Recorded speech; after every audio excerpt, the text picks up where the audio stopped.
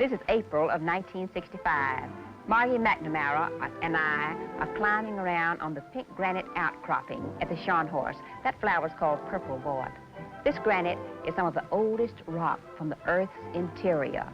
Geologists just go mad about it. Now we're looking down into the valley of the Scharnhorst. This is the same granite from which the capital of the state of Texas is made. Now I'm sitting down behind some prickly pear, and that is a devil's pincushion. It comes in shades of yellow and orange and red, and at this season of the year, it's covered solid with blossoms. Sometimes I've seen them 6 feet across.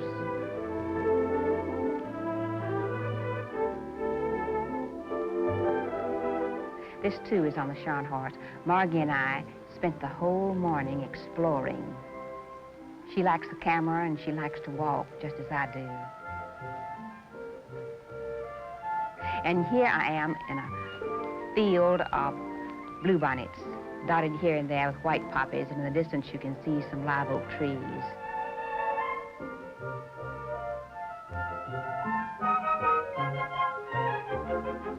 You can see how tall they grow. I'm sitting down and they're very lush growth.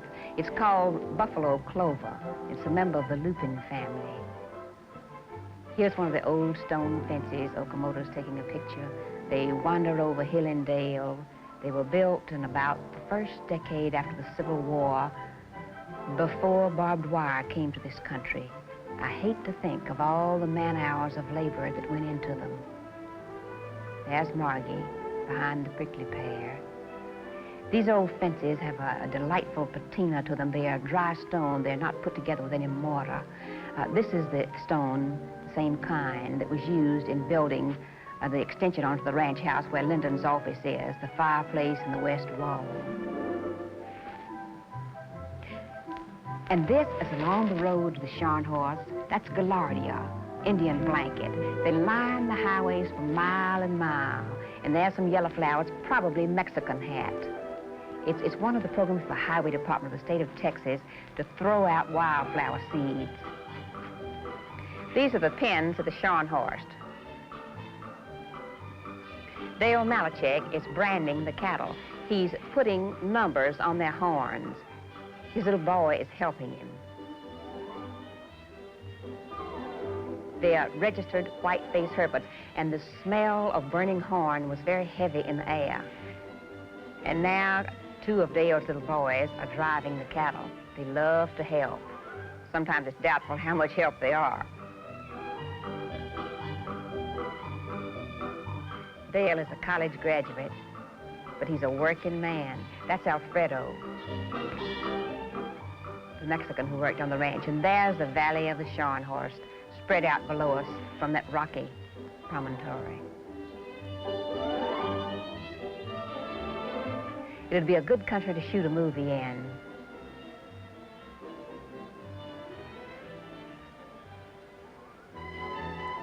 This is the weekend of Memorial Day.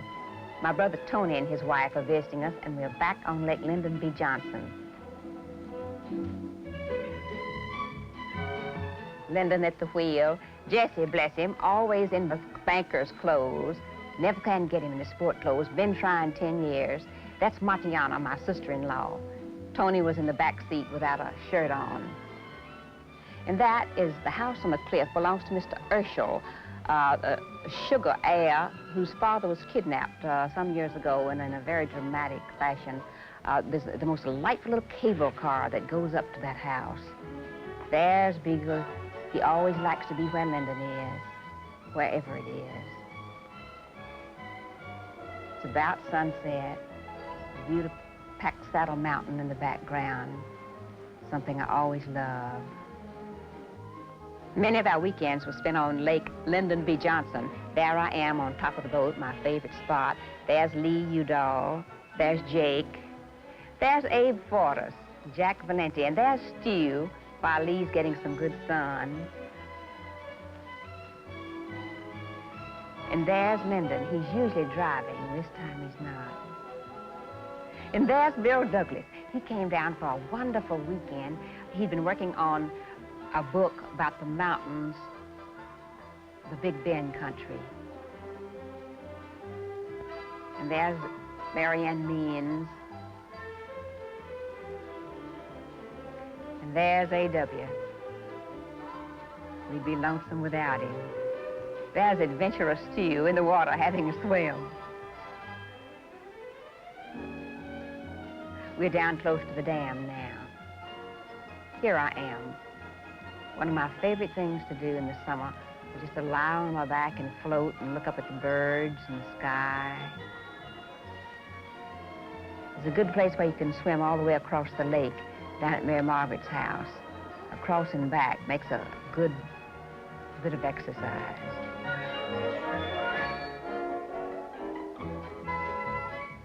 And there's the moon coming out just at twilight with the road to Marble Falls hugging the cliff along the mountain behind us.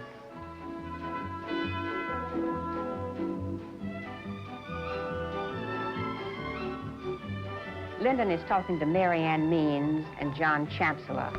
John's down with some NBC people shooting the president's country. We're out on the water. Lyndon is probably telling him how he feels about the land he grew up in.